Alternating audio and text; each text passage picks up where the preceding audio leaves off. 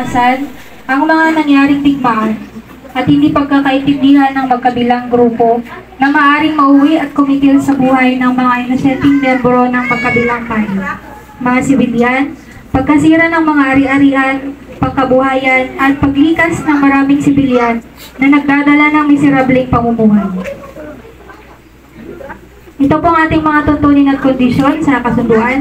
Una, pag-usapan ang anumang isyu at problema ng hindi pagkakaintindihan. Pangalawa, huwag idaan sa puwersa o barilan ang anumang hindi pagkaintindihan.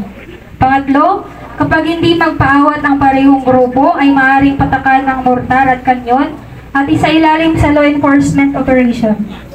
Pangapat, ang parehong grupo ay pareho na magsusuko ng hindi bababa sa 10 matataas na kalibre ng baril kapag muling masangkot sa barilan at kaguluhan.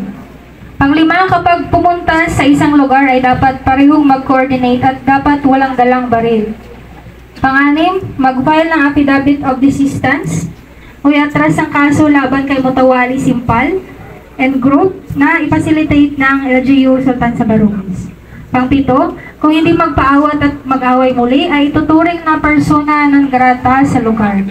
At pangwalo, kapag masangkot ang parehong grupo sa labanan at kaguluhan at ay pareho na kakasuhan ng Sultan Sabarungis Municipal Police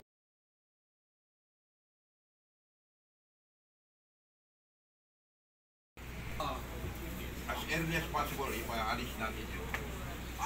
Pasa natin si Board MDS. Kasi baka mamaya, Norte singilin natin. Ito ba ay okay sa pagkabilang grupo? Or may idadagdag pa kayo?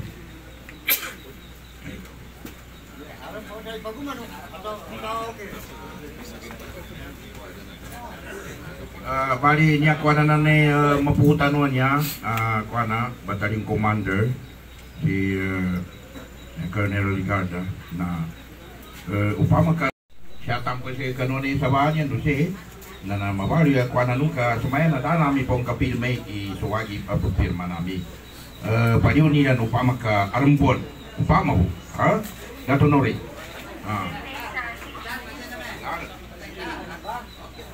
so unanimously both sides wala na rin talaga.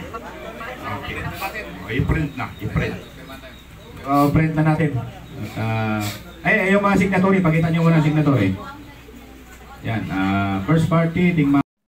Isang matagumpay na Rido settlement. 6-4 Brigade tinudlukan ng isang malaking Rido settlement sa bayan ng Sultan Sabarungis, Maguindanao del Sur kahapon ng alas 9 ng umaga, araw ng Miyerkules, Hulyo 2, 2025, pinangunahan mismo ni Brigadier General Edgar Cato, Commander ng 6-4 Brigade.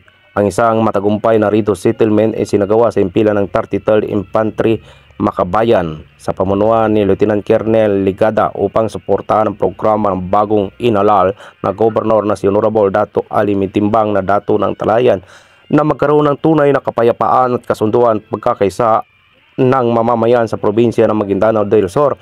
Ang nasabing aktibidad ay tumutugma sa pag-aayos alintana sa pagitan ng grupo ni Teng Mamu, Commander ng Air National Guard BIAP Eminelip at Mutawali Simpal sa pagitan ng dialogo at tiwala at collaboration ng iba't ibang sektor na matagumpay na pagkasunduin ang awayan ng panig sa kabilang ng grupo.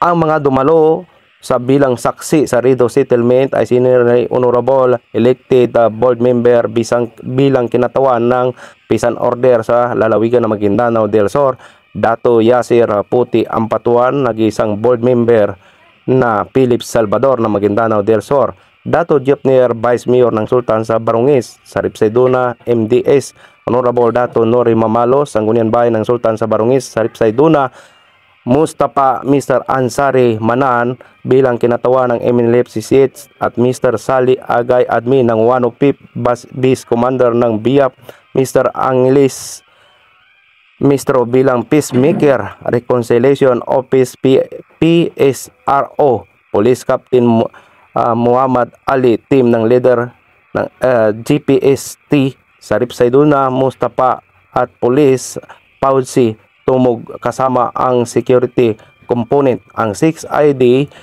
Brigade katuwang ang programa ng bagong inalan na gobernador ng dato ng Talayan na suportahan at makamit ang kapayapaan sa Maguindanao del Sur. Isulong ang kapayapaan at pagkakasundo at pagkakaisa.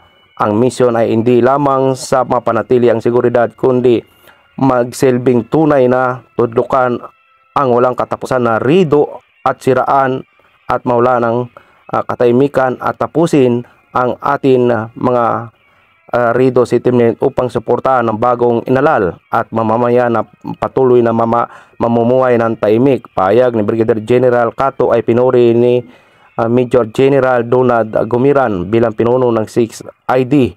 Ang kasunduan mula sa 601st Brigade sa pamunuan ni Brigadier General Cato at pamunuan ng 33rd Infantry Makabayan Battalion Lieutenant Colonel Ligada. Magandang inisyatibo na pagkasunduin ng dalawang grupo na away at katuwang awayan na wakasan at tudlukan ang sigalot ng dalawang grupo.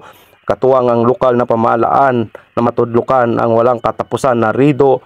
Ang impilan ng 6th ID ay patuloy na makipagtulungan at suportaan ng lokal na pamahalaan upang mapanatili ang kapayapaan sa buong region ng Bald. Doc Sandigan, ang inyong lingkod, nag-aatid ng news information sa Impapawid dito sa isla ng Mindanao.